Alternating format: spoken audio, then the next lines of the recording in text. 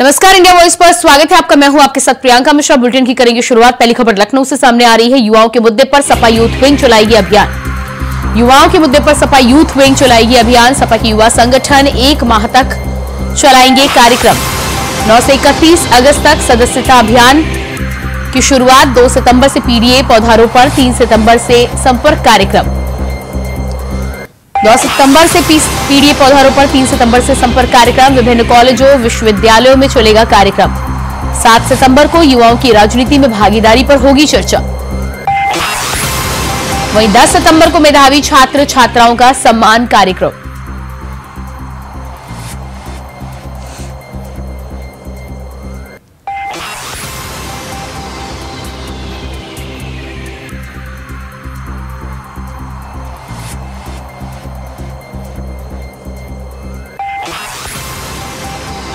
और इसी खबर पर हमारे साथ लखनऊ से संवाददाता मोहम्मद आसिफ लाइव जुड़ चुके हैं। जी मोहम्मद आसिफ, जिस तरह से समाजवादी पार्टी के द्वारा सपा की यूथ विंग अब युवाओं के भागीदारी को बढ़ाने के लिए कार्यक्रम को चलाने वाली है, क्या कुछ रूपरेखा रहने वाली है? क्या कार्यक्रम आगे आने वाले समय में देखने को मिलेंगे?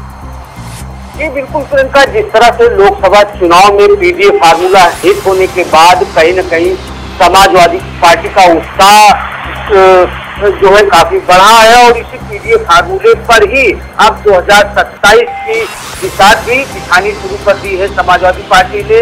और अब जिस तरह से जो है पीडीए पेड़ लगाने के बाद अब समाजवादी पार्टी 9 अगस्त से 14 अगस्त तक पीडीए पखवाड़ा चलाएगी। इसमें जो है नौजवान और यूथ को जोड़ने की कोशिश की जा रही है। इसका नाम जो है सपा प्रमुख अखिलेश यादव ने जिस तरह से रखा है कि जो है छात्र नौजवान पीडीए, यानी कि 9 तारीख से मेरठ की शुरुआत होगी और साथ ही साथ हापुड़ और गौतम बुद्ध नगर के साथ साथ बुलंदशहर, बागपत और 14 अगस्त को गाजियाबाद में इसकी शुरुआत होगी। इस कार्यक्रम के तहत छात्रों और नौजवानों को समाजवादी पार्टी से जोड़ने के लिए समाजवादी पार्टी के नेता स्कूलों में कैंप लगाएंगे और उनसे समाजवादी पार्टी से जुड़ने की अपील भी करेंगे और साथ ही साथ अभियान चलाकर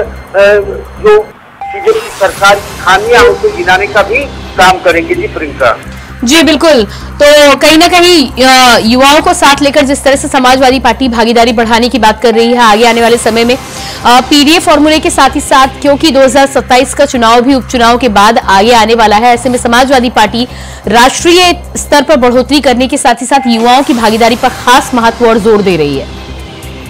जी बिल्कुल, निश्चित तौर पर प्रियंका, जिस तरह से समाजवादी पार्टी नौजवान, यूथ और छात्र से जुड़ने के लिए पीडीए पखवाड़ा चल रही है, इसमें कहीं न कहीं जो है एक रणनीति तैयार की गई है, एक प्लान तैयार किया गया है समाजवादी पार्टी की तरफ से। और समाजवादी पार्टी ने 27 के रण में अपना परचम लहराने के लिए जिस तरह से अब लगातार एक्टिव मोड में नजर आ रहे हैं और खासकर जिस तरह से पश्चिमी यूपी में, क्योंकि पश्चिमी यूपी से ही इस पीडीए पखवाड़े की शुरुआत 9 अगस्त से यानी आज से शुरू की जा रही है और जिस तरह से हापुड़, गाजियाबाद, बुलंदशहर में यह अभियान चलाया जाएगा, इससे छात्रों और नौजवानों को जोड़ने की मुहिम की जा रही है। कहीं न कहीं समाजवादी पार्टी की 2 तरह की मंशा सामने आ रही है। एक तरफ तो बीजेपी को पश्चिमी यूपी से भगाने की कोशिश है, वहीं दूसरी तरफ जिस तरह से आरएलडी का परचम कहीं न कहीं और प्रभाव पश्चिमी यूपी में काफी मजबूत है और आरएलडी को झटका देने के लिए कहीं न कहीं जो पीडीए पखवाड़ा है या पश्चिमी यूपी से शुरुआत किया गया। हालांकि इस पखवाड़े से कितना फायदा होगा, कितना नुकसान होगा, यह देखने वाली बात है, लेकिन अब पूरी तरह से समाजवादी पार्टी एक्टिव मोड में आ गई है और अब जो उनका प्रयोग है कहीं न कहीं यह प्रयोग अब उपचुनाव में करने के बाद 27 के रण में अपनाया जाएगा, क्योंकि समाजवादी पार्टी पीडीए प्लस की राजनीति शुरू कर चुकी है।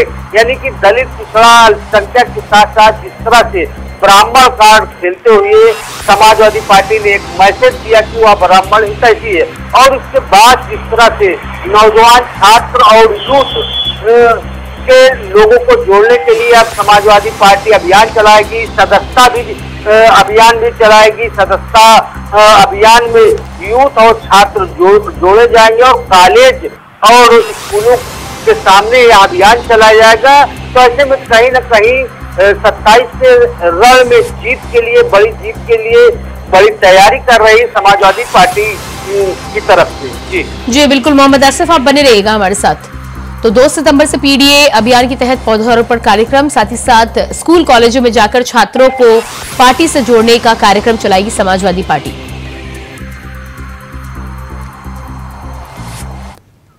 और इसके बाद बात करेंगे अगली खबर को लेकर। लखनऊ से अगली खबर सामने आ रही है। ईडी ने पूर्व एमएलए आरिफ अनवर से 9 घंटे की पूछताछ। पूर्व विधायक आरिफ अनवर नहीं दे सके खर्च का हिसाब किताब। पत्नी परिजनों से पूछताछ के बाद किया गया था तलब। ईडी ने मनी लॉन्ड्रिंग एक्ट के तहत किया था केस दर्ज। आरिफ के परिजनों और करीबियों के खिलाफ दर्ज किया गया था केस। पत्नी परिजनों से पूछताछ के बाद आरिफ को तलब किया गया। पत्नी परिजनों से बातचीत के बाद आरिफ को तलब किया गया। पूछताछ राजधानी स्थित ईडी के जोनल कार्यालय में की गई। वहीं बलरामपुर की उतरौला से विधायक रह चुके हैं आरिफ। तो ईडी ने पूर्व एमएलए आरिफ अनवर से की 9 घंटे पूछताछ। पत्नी और कई सहयोगियों से भी की गई बातचीत। खर्च का हिसाब किताब नहीं दे सके आरिफ। और इसी खबर पर हमारे साथ मोहम्मद आसिफ लगातार बने हुए। जी मोहम्मद आसिफ, आरिफ अनवर से पूछताछ की बात को लेकर ईडी का मामला जिस तरह से सामने आ रहा है, बताया जा रहा है कि खर्चों का हिसाब किताब और ईडी के सवालों का जवाब नहीं दे पाए आरिफ।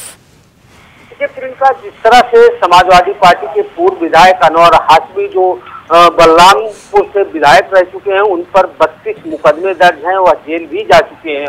और इसी बीच ईडी ने बड़ी जांच किया। बड़ी जांच में यह पाया कि उनके पास 115 करोड़ की बेनामी संपत्ति है, जिसे सीज किया गया। और इसके बाद पत्नी और परिवारिक जनों से ईडी ने पूछताछ किया और सबूत इकट्ठा होने के बाद ईडी ने पूर्व विधायक अनवर हाशमी को लखनऊ के कार्यालय पर तलब किया, जहां पर उनसे 9 घंटे की पूछताछ चली। और जिस तरह से पूछताछ चली, कहीं न कहीं आरिफ अनवर हाशमी की मुश्किलें भी बढ़ती देखी जा सकती है। क्योंकि सूत्रों का दावा है कि ईडी से पूछताछ में आरिफ अनवर हाशमी ने गोल गोल जवाब दिया। जो संपत्तियां सीज की गई हैं, जो ब्यौरा इकट्ठा किया गया है ईडी की तरफ से, उसके बारे में वह कुछ राज नहीं उगले। हालांकि 9 घंटे की पूछताछ के बाद पूर्व विधायक को ईडी ने जाने दिया। हालांकि अब उनके जो और भी संपत्तियां, उनके रिश्तेदारों के नाम जो बेनामी संपत्तियां, उसका भी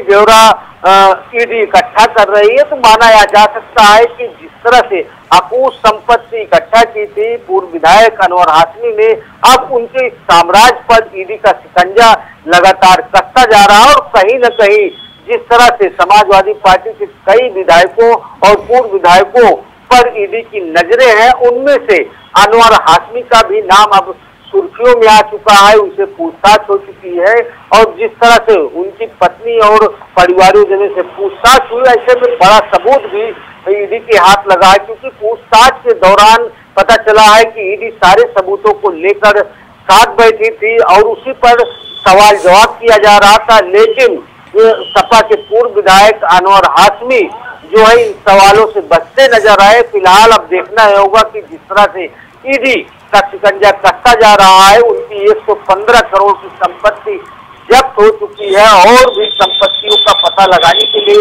ईडी पूरी तरह से एक्टिव नजर आ रही है। तो ऐसे में आने वाले दिनों में अनवर हाशमी की मुश्किलें बढ़ती देखी जा सकती हैं। जी बिल्कुल मोहम्मद आसिफ, इसके अलावा जिस तरह से अनवर के साथ ही साथ उनकी पत्नी और करीबियों से भी पूछताछ की गई, तो क्या आगे आने वाले समय में ये शिकंजा और भी करीबियों के पास तक पहुंच सकता है?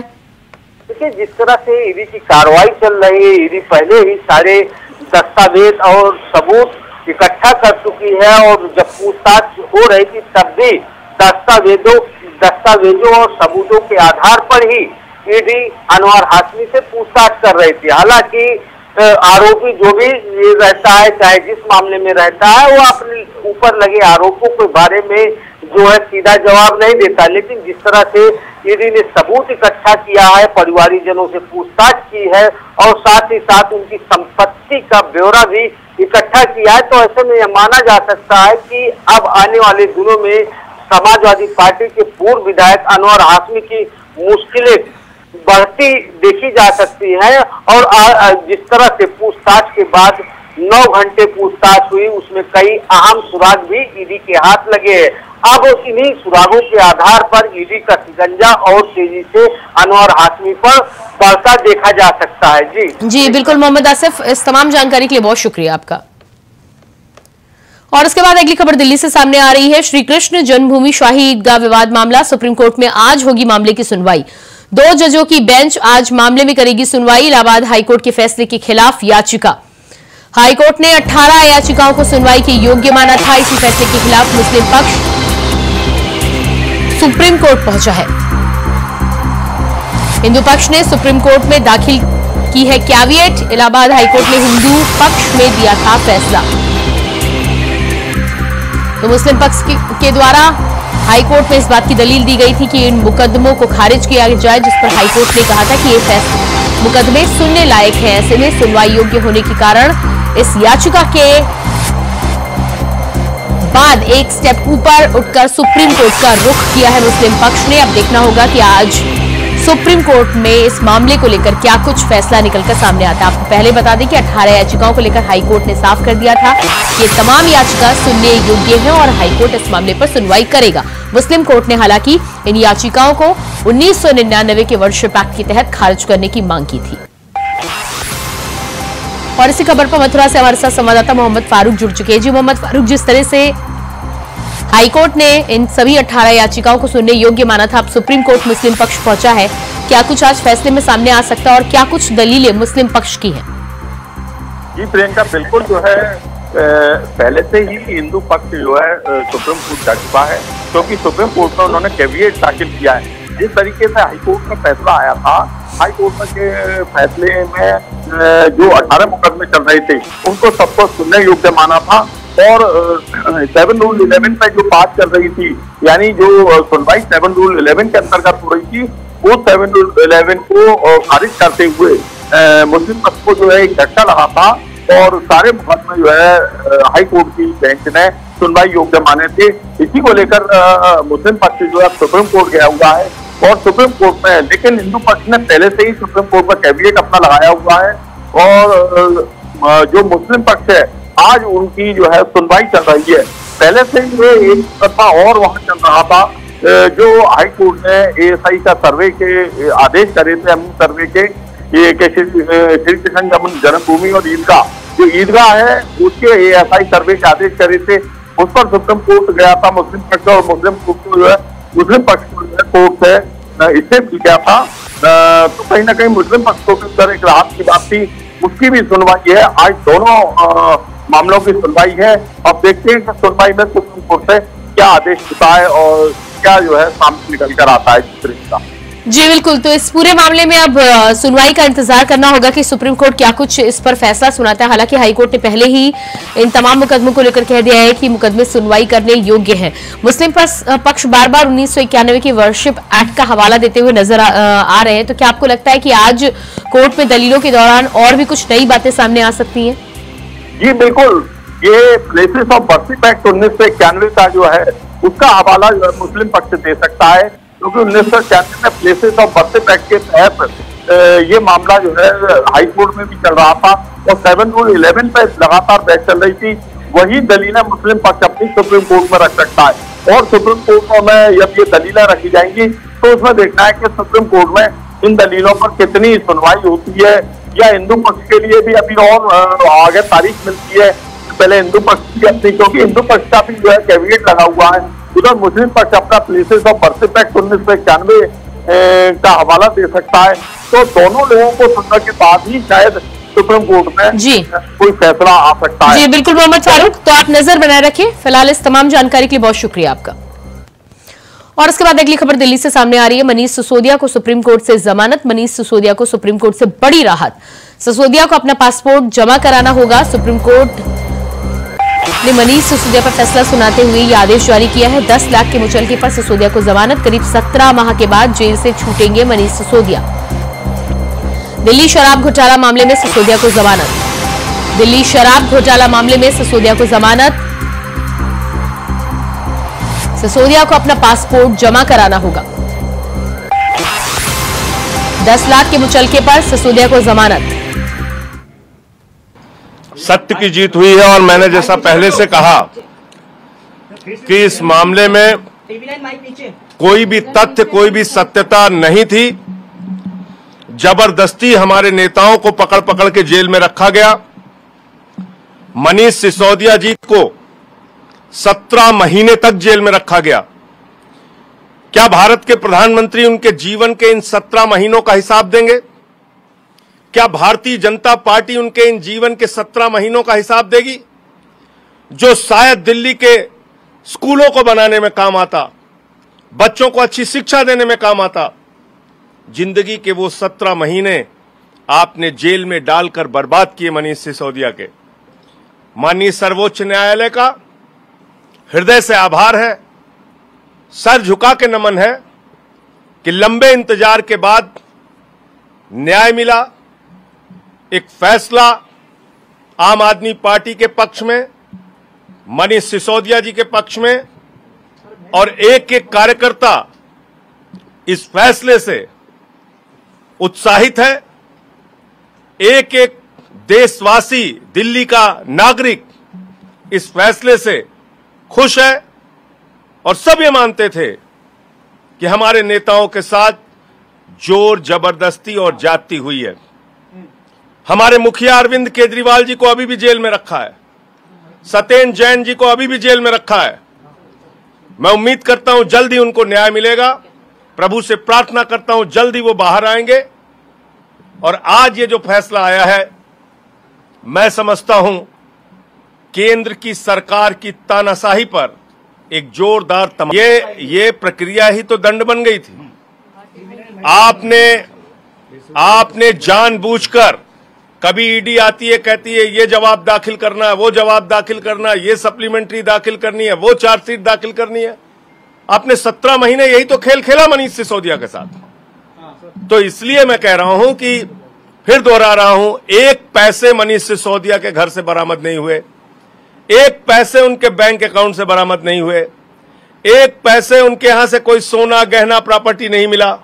आपने जबरदस्ती एक आदमी को सिर्फ अपनी राजनीतिक द्वेष और दुर्भावना के कारण जेल में रखा और आज उस व्यक्ति को न्याय मिला है। मैं हृदय से सर झुका के माननीय सर्वोच्च न्यायालय के इस फैसले का नमन करता हूं। निश्चित रूप से अरविंद केजरीवाल जी को भी जल्द जमानत मिलेगी, वो भी जल्द ही बाहर है। दिल्ली के विधानसभा चुनाव के लिए और हमारे पार्टी के एक एक कार्यकर्ता के लिए बहुत बड़ी खुशखबरी है और इससे निश्चित रूप से हम लोगों को बहुत ताकत मिलेगी और जल्द ही हमारे मुखिया अरविंद केजरीवाल जी और सत्येंद्र जैन जी भी बाहर आएंगे। रेसलर विनेश फोगाट के ओलंपिक खेलों में अयोग्य घोषित किए जाने के बाद से ही देश भर में इसे लेकर राजनीति शुरू हो गई है। वहीं अब 2004 के ओलंपियन एवं अर्जुन अवार्ड विजेता अनुज कुमार चौधरी ने 100 ग्राम बढ़े वजन के लिए विनेश फोगाट को जिम्मेदार ठहराया है। उन्होंने कहा कि वो खुद 50 बार इंटरनेशनल मैच खेल चुके हैं। वजन को नियंत्रण में रखना खिलाड़ी की खुद की जिम्मेदारी होती है। वहीं उन्होंने कोच की भूमिका को लेकर भी सवाल खड़े कर दिए हैं। उन्होंने कहा कि अगर विनेश फोगाट का वजन बढ़ा तो उस समय कोच क्या कर रहे थे। बता दें कि विनेश फोगाट मामले में हो रही राजनीति पर उन्होंने अपनी राय रखी। अर्जुन अवार्ड के विजेता का बड़ा बयान।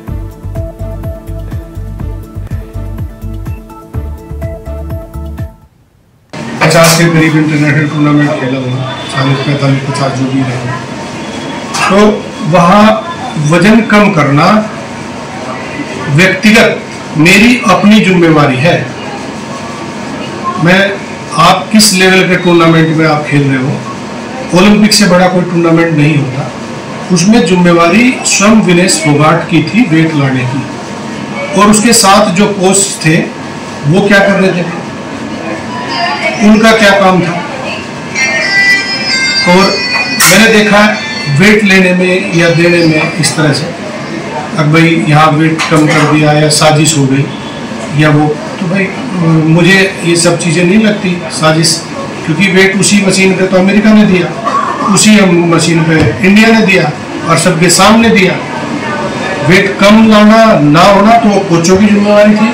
जो कोच थे उन्हें देखना चाहिए था भाई आपके रेसलर की कल बाउट है, उसमें कितना इसने क्या खा रही है क्या पी रही है, क्योंकि आदमी जब वेट तोड़ता है तो उसे भूख लगती है और वो इधर उधर जाके कुछ ना कुछ चीटिंग कर लेता है इस कारण। और जब वेट का एक लेवल होता है, जैसे हम एक शरीर है ना, शरीर एक जगह जाके जवाब दे देता है, वो उसमें आप आधा घंटा 1 घंटा दौड़ते रहो, कुछ भी करो। 2 तरीके वेट घटाने का ये है भाई, आप दौड़ोगे तो जैसे वैसा कच्चा वेट होगा तो वो पसीने के जरिए पानी के जरिए बाहर निकल जाएगा 100-200 ग्राम 500 ग्राम।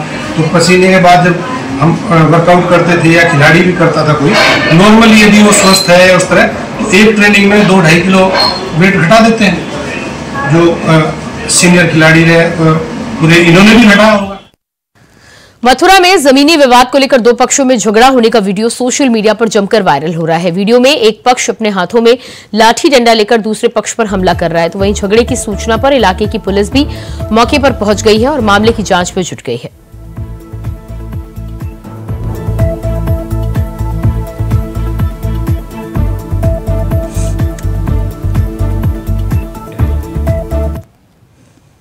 भारतीय हॉकी टीम ने पेरिस ओलंपिक में अपना परचम लहराया, जिसके बाद काशी के लाल ललित के घर वापसी पर जश्न मनाया गया। पेरिस ओलंपिक में भारतीय हॉकी टीम के कांस्य पदक जीतने पर टीम के सदस्य ललित उपाध्याय के पैतृक आवास वाराणसी में उपस्थित परिजनों में हर्ष व्याप्त हो गया और इस अवसर पर उन्होंने जश्न मनाकर इस पल को यादगार बनाया।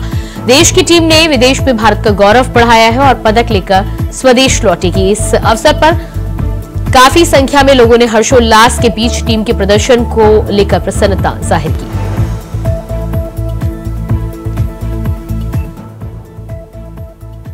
भोलेनाथ सेमीफाइनल में क्या हुआ वो तो उनकी लक, लेकिन इस बार मेडल जरूर लेके आए। खाली हाथ मेरे बच्चे न आए, इतना मेहनत किए, बहुत निराश हो जाएंगे। और कुछ नहीं हमने भगवान से मांगा, बस यही कहा। अब मैं आपसे कुछ नहीं कहूंगी, आपके बच्चे हैं, खाली हाथ मत आने देना उनको। उतार चढ़ाव तो वह भाई गेम है, उतार चढ़ाव तो होता रहता है। बहुत खुश है भैया, बहुत खुश है। बहुत खुशी है भैया, बहुत खुश है, बहुत खुश है। इतनी खुशी है जिसको कि हम जबान से नहीं कह सकते, इतना खुश है। आप समझिए कि बच्चों का मेहनत जो है रंग लाया और ये लोग, इनको सेमीफाइनल जीतना चाहिए था लेकिन नहीं जीत पाए, लक नहीं साथ दिया। आज इनको जीतना ही जीतना था। ईश्वर की कृपा है, इनके मेहनत का फल है कि हम लोग जो है आज मेडल जीते। हम लोग बहुत उतार चढ़ाव वाला मैच रहा। स्पेन भी अच्छा खेली लेकिन हिंदुस्तान ने उसका डट करके मुकाबला किया। और इसी के साथ फिलहाल इस बुलेटिन में इतना ही। खबरों का सिलसिला जारी रहेगा। नमस्कार।